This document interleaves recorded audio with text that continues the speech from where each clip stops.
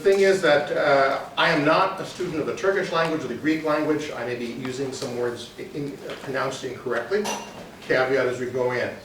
Another big caveat, I do use in this presentation the term Byzantine Empire from time to time. The term Byzantine Empire was not created until 1557, 100 years after Constantinople fell, by a German historian, but it caught on because it was easier to explain sort of a bit about what was going on. Some people called it the Roman Empire, though many people in the West who felt, wait a minute, they're speaking Greek and Rome isn't part of their empire, so how can they be the Roman Empire?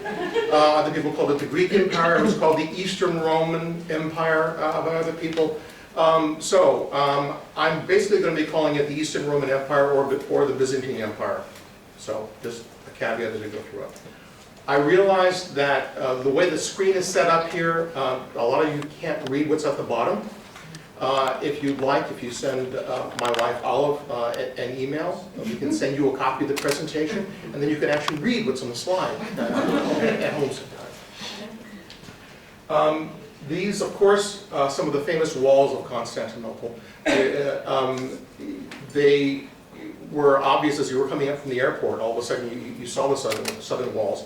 And it's important to know that those old walls encompassed the old city, and where those walls don't exist anymore, they weren't broken through by the Ottomans coming in. They were busted out by the Ottomans, growing larger and growing a huge, huge city that basically took out parts of these walls. Important to know how important the Eastern Roman Empire was. And you can see it at its height in 565 AD. This is the heart of what we call the Eastern Roman Empire. Basically the Balkans and Anatolia. This dividing line here, though, this shows traditionally what the Eastern Roman Empire was. But after the West fell, the Byzantines went and tried to retook as much as they could of the Western Empire. So at this particular point in time, you could really say that this was the Roman Empire. Yes, it did control Rome. Latin was spoken throughout much of the empire, and it included most of the empire, with the exception of basically Western Europe. Now, when we come, however, down to the period of 1450, this is what's left. This little area here, around Constantinople, and the Despotate of Morea, Greece. That's what was left of the Eastern Roman Empire by this point in time. The empire really began to go dramatically downhill, beginning with the Battle of Manzikert in 1071 AD. It was then hurt even more by the invasion of the Latins in 1204, the 1204 Crusade, which resulted in literally burning out 1/3 of the city during the battle. And depopulating the city, and making it actually, Constantinople became the head of the Latin Empire of the East from 1204 until 1261, when the Byzantines were able to take it back. One of the things also to note, as the empire began to get smaller, there were three basic groups that really began to sort of gain by this. First of all, the Ottomans. You can see the Ottoman Empire at this point in time is huge, both in Europe and in Anatolia. The Karamanlians are basically another Turkish group that was in competition. They were soon wiped out by the Ottomans, and that became part of the empire as well. Then, as far as some of these other colors in the map here, the green, basically Venetian states. Venice took over much of this area. And of course, for fans of Dorothy Dunnett, the Duchy of Naxos is right here.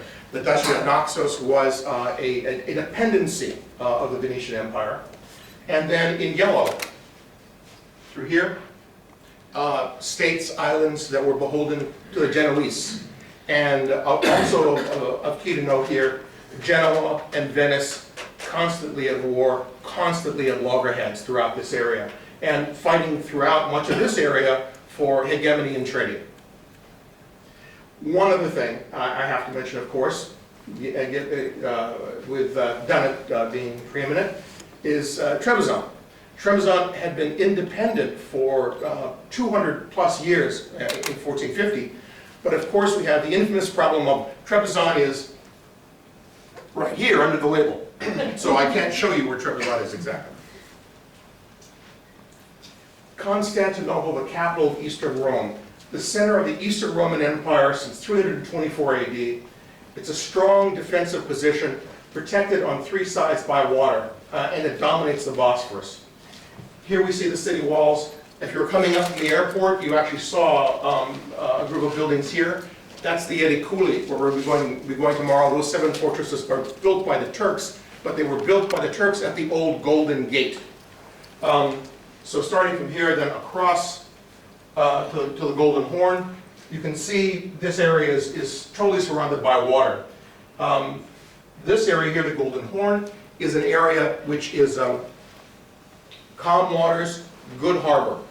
So you protect it with a chain that blocks it off. And for those of you who went to the Military History Museum today, you saw the chain. The chain that goes from this shore to Galata. Key thing about Galata, it's not controlled by the Byzantines. That entire fortress area, and this is actually, right now the suburbs just go in all directions, but this actually is Galata Tower. So Galata Tower was at the edge of the defendable area there, the walled city there, but the chain went right across. The chain could be put in place, however, only when the Genoese would cooperate. The other thing about this mode of water, the water coming down the Bosphorus in the Black Sea shoots through the Bosphorus Straits, comes right past the city here. It is extremely choppy, very, very difficult to traverse. It also caused the small harbors along the Sea of Marmara here to often get silted up because of all the sediment that was rushing down. So that this area here was very, very difficult for anybody to approach if you were trying to attack the city. As I'm going through some of this, please ask any questions, just throw up a hand. If it's something, I'll be covering lots of things about the siege, so there's some things might be in the future, but if I'm talking about a point and I haven't been clear about it, just let me know. When you think about the Eastern Roman Empire, the remaining glory of it really was the walls of Constantinople, one of the wonders of the ancient world. They encircled Constantinople almost since it's founded in 324 AD, but the Theodosian walls, the walls that we're looking at now, those were completed in 424 to enclose the growing city beyond the original boundaries set by Constantine. Now, there's also terminology here. Those walls protecting the land approaches to the city were not built by Theodosius, but by Anthemius, the Praetorian prefect of the East, who was the regent because Theodosius was actually a minor when the walls were built. Those walls ran for 4 miles from the Sea of Marmara to the Golden Gate, providing a defense in depth with a fosse and 3 successive walls, and I'll be talking about that in more depth. You're actually, when you go out and take a look at the walls, you can see how those walls were put together, and they're extremely fascinating. Now, besides those 3 successive walls, there was also 188 towers on the landward side of the city. However, at the Blancrenay, at the end, right up at the Golden Horn, there was only a single wall, and that wall was built in the 7th century to enclose a shrine to the Virgin that was in a suburb outside of the original walls. What happened was that area was threatened during one of the sieges that Constantinople came and suffered, and the Greeks often felt that, well, the Holy Virgin will protect the site. Well, in one battle, whoever was invading, it might have been the Bulgars, came a bit too close, and they said, well, no, maybe we should enclose this with a wall and try and protect the Virgin. Besides those massive walls, there are also walls all along the Golden Horn. A single wall, 50 feet high, strengthened with 110 towers and 2 defended harbors. We saw the Golden Horn today, and everything's sort of wide open. But all along that shoreline would have been a 50-foot tall masonry wall all along the shore of the Golden Horn. Also, I mentioned the sea chain. That was key. That chain made it almost impossible for a wooden ship to come through into the Horn if the chain was up. A single wall also continued along the Sea of Marmara with another 192 towers. And one of the basic fences of that on the Sea of Marmara side, though, was the current. With a strong current coming through, it was very difficult to bring a ship up to those walls, get your men out, and then try and fight and try and get up those walls. The Theodosian Wall is the landward defense. I'm going to talk about this in perhaps more depth than those of you who are not interested in siege warfare might want to take, but some of the architecture of this is just amazing. First of all, it's going to be difficult for you in the back to see, but first of all, there's a fosse here, a dry moat. That dry moat is 20 feet deep, and it could be flooded. And on this side of the moat, on the landward side of the moat, there's a tower that's 6 feet tall. That small 6-foot tower there, or excuse me, wall, is really meant to provide protection from men who would be defending the fosse. Because if you have a siege engine and you want to try and take the walls of Constantinople, first you've got to get those engines over the fosse. You've got to go and fill it up with debris, rubble, branches, or whatever you can, and then get your forces up to even begin assaulting the outer wall. Of course, if you're able to fill it with water, that also made it even more difficult. And you can see this line here basically is a line where you could pump water down into the fosse. Now, the outer wall, 27.5 feet high and 2.5 feet thick, protected with towers for crossfire. This was the main defensive wall in 1453 and where most of the battles occurred. And when I say crossfire, you can see here, there's a tower in the outer wall. If you were looking at it inward toward Constantinople, there would be openings like this facing you, but if you were actually coming up to the wall here, there'd be archers here shooting at you. So that all sides of the wall would be swept by fire as you're trying to assault the wall. Kelly? Yes? Were those like what were in the Galata Tower, the real narrow ones in the tower we went up today? Basically, anytime you see sort of a narrow slit in a tower, archers. Okay, and now these guys, we went down the stairs and we saw it, and they go in at a real, I mean, they're much wider on the inside wall than they are at the outside. How does that work to shoot arrows out of it? You've got That is actually unusual, because usually it's actually the reverse. It's thin, actually, if you're inside, it's thin, and it spreads out, allowing you to shoot the arrow more widely. So these guys were like this. well, the other thing is that the current Galata Tower was built in the age of gunpowder, so that these original walls were built when archery was a dominant form. Oh, okay. Artillery didn't really come into being, artillery that could take a wall out, basically until 1420. So that the modern construction may have been more for aesthetics and military engineering. Okay. The inner wall, 30.5 feet high, 13.5 feet wide at the top, which means that you could actually take a wagon or a chariot along the top of the inner wall. And for moving troops back and forth, that's one of the things that you really want to do. And massive towers. Towers 57 to 60 feet tall. This is the last line of defense. Then one of the things you always have with walls is weaknesses. And the weakest points are the gates. 10 major gates and some 20 minor gates are sally ports. Now, John LeGrant was charged with the defense of the Caligari gate at the Blockerney, and that was one of the weak points. That was one of the points where you only had a single wall, and they thought well enough of him to post him there. Here's a modern picture of what remains. I'm going to point out a few things here. I believe that the Turks do like gardens a lot, because what we have here, this wide flat area here with all these gardens and vegetable gardens, that's the fosse. Filled in, now a garden. Here is that outer 6-foot wall with crenellations where you go through, fire a handgun, fire an arrow. Then you have the inner portion before you get to the inner wall, and you have more gardens.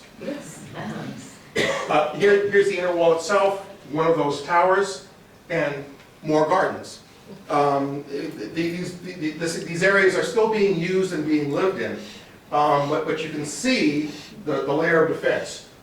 Fosse, 6-foot wall, inner wall, excuse me, the outer wall and then the inner wall, and the inner wall large enough to transport troops along the top of it very, very easily.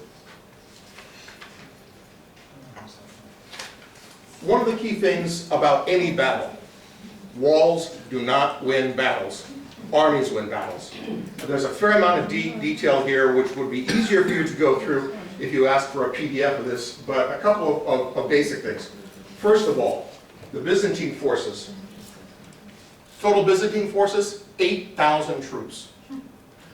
The Ottoman army, and I use the word Ottoman advisedly, the Ottoman army has roughly 80,000 trained troops and another 80,000 Bashi Bazouk, who are untrained troops, basically cannon fodder. These people might have an iron cap and a sword and maybe a leather jacket, but they're here for plunder. They're here to get at the riches of the golden apple, which is what the Ottomans called Constantinople. So a total following here of 160,000 troops with seamen, laborers, camp followers, supply personnel, a huge group.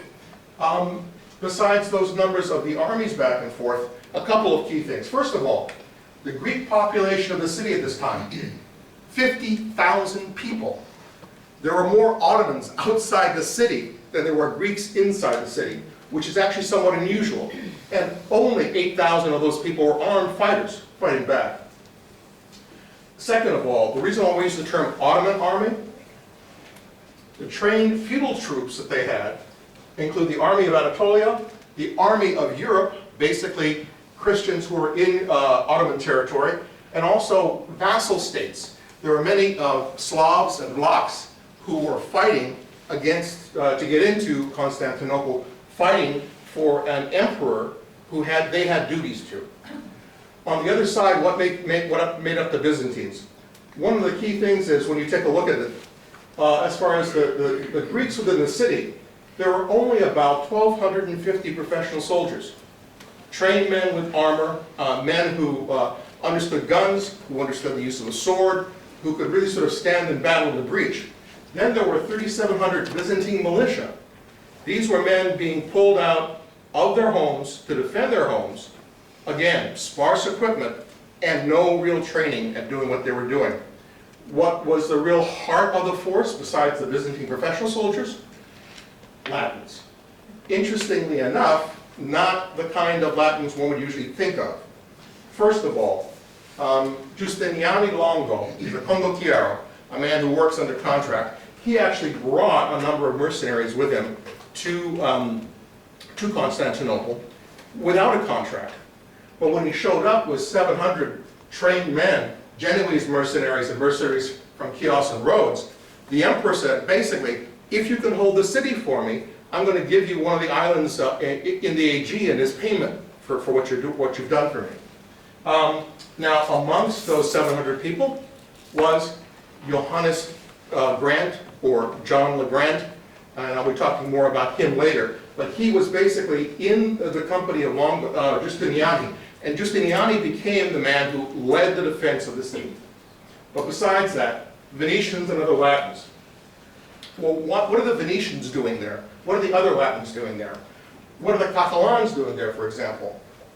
Well, they're very much like a Flemish merchant I know who had who had to defend what he was gaining in trade, who had his own personal army, who had his own personal little navy, and had trained men under his command. That's who was fighting for the Venetians here in the city, and it comprised one of the largest portions of the defense. But besides that, when you take a look at the Byzantine forces, just as they're Christians on the Ottoman side, Orhan, the Ottoman pretender, had 150 Turks under his command, fighting against the Turks on the other side. The Pope tried to give some support. Cardinal Isidore, the papal legate, had 200 mercenaries from Naples and Chios under his command, paid for by the Pope.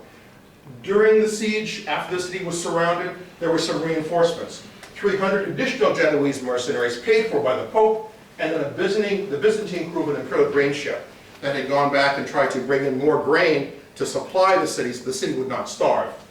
All these numbers are approximate. but they give you a feeling for the size of the Ottoman force and also what was going on with the Byzantine forces. That the Byzantine forces were very much divided. It included untrained men as well as trained men. And there were various splits on the Byzantine side. First of all, the Greeks didn't really trust the Latins, and within the Latins, the Venetians hated the Genoese, the two biggest groups of troops that were there on the Latin side. The navies of the siege, the Byzantine fleet, only 26 ships, with 4 more that arrived during the siege, but those 26 ships were larger, more robust than most of the Turkish ships. The key thing about those is that the Latin ships rose high off the water, and so it was like having a little castle on the water. You had archers and the rest on board the ships able to fire down into the Turkish ships. So they had an advantage. However, there were many more Ottoman vessels, 126 Ottoman vessels. The triremes, biremes, and galleys were the largest. The biggest group were with fustae, single-deck boats that used oars and sails. The key thing about these fustae, these were the boats that actually were able to come into the Golden Horn the back way, which I'll show you in a minute. Also, as far as the Ottoman fleet, most of the Ottoman fleet was built specifically for the siege. The Turks did not have a long history of naval warfare. Many of the people manning these ships were actually Aegean Greeks who are now beholden to the Ottoman emperor. So they weren't also as well trained in sea warfare as the Byzantines were. Or, to be clear, 10 Byzantine ships out of the 26, but ships from Genoa, Venice, Candia. Candia, Crete, is basically ruled by Venice, so in effect these are really the Venetians. Ancona, city-state in Italy, Catalonia, and Provence. All of those had a ship present there at the event. The role of religion in the siege, I've touched on this a bit. This was not really Islam versus Christianity. And in the battle itself, probably one of the major factors was really Latin versus Greek. The besieging army was not a Muslim force. It was the armed might of the Ottoman Empire, looking to install, to eliminate a sort of a bone in the throat of the emperor. With Constantinople in between his European holdings and his Anatolian holdings, it was always difficult for him to cross his forces when he was fighting enemies on either flank. He wanted to remove that bone. That's not to say that Mehmed was not a Muslim and had religious reasons, but there were also power and politic reasons for him to take Constantinople. And he had Vlach and Serbian Christian vassals fighting by his side. The other thing is the Byzantines had been looking for support against the Ottomans from Western Christendom for decades, for almost centuries. But the price after that support was the end of Orthodox heresy and the union of the two churches. One of the interesting things is the Latins and the Greeks both almost trusted the Muslims more than they trusted each other because the other side was a heretic. You know, the Muslims had never known Christ and rejected him, but these people were coming up with, ways of looking at Christ that were antithetical, that were heretical, and so there was a tremendous amount of distrust between the two. After years of negotiation, senior members of the Orthodox Church agreed to a union at the Council of Florence in 1439, but that agreement was tremendously unpopular in Constantinople itself, and it cost John II, the emperor before Constantine the 11th, a lot of support within the city, and both in the citizens and in the clergy, who felt that they were trying to be made to give up something that was key to their identity and key to actually the salvation of their souls. The defense and the Ottoman positions.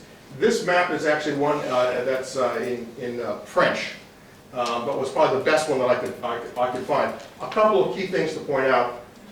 First of all, at its height, the city of Constantinople, I read different sources, I don't have the number, but had somewhere between 500,000 to 750,000 people living within the walls of the city. As I mentioned before, in 1453, there were 50,000 people. Large areas through here were farmland.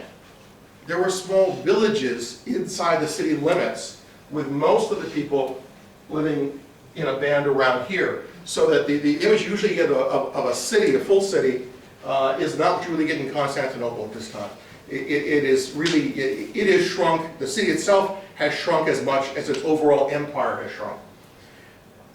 You have different people named here. These are the people who were leading various sectors of the defense. Minotto was the Venetian bailey, the man in charge of the Venetian merchants in the city. Giustiniani, who I mentioned before, a mercenary leader, but made the second in command to the emperor. The Emperor Constantine himself defending this point here. Here is a river that comes in. This river valley actually makes the walls somewhat lower. There's higher ground here, and the Turks actually looked down on the walls here. So this was the weak point. That was the point that Constantine took up his place. But when you take a look at it, and if you know enough about the names, one of the things you get is Venetian, Genoese, Greek, Venetian here. Again, you've got another Greek here. Constantine basically mixed up the defenses of the walls with smaller groups under different commanders because he didn't quite trust them.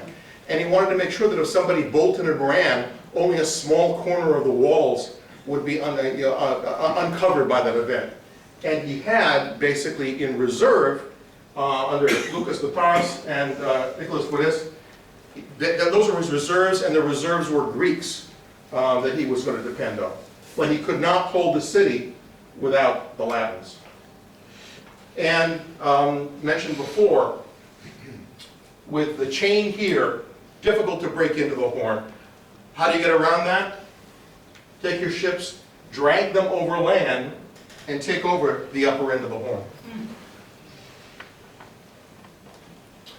This is the Golden Gate that we'll be looking at tomorrow. It was originally a triumphal arch built by Constantine outside the city walls of Constantine. When they built the Theodosian walls, the arches were incorporated into the walls themselves. So that these were basically triumphal arches outside, and then the walls were sort of built into them. And they were topped at one point by 4 large bronze elements and 2 winged victories. Though this was a scene of triumphal entries into the city by victorious emperors, it was not really a target of what went on in 1453. Basics of siege warfare, I will try and be brief. 3 basic ways you can take the city. Starvation, starve them out. That was one of the reasons why the Ottomans needed a navy. They needed to cut them off from the seaward side as well as the landward side, and they certainly had enough men to come off from the landward side. Treachery. If you take a look at medieval history, the success in a siege usually comes down to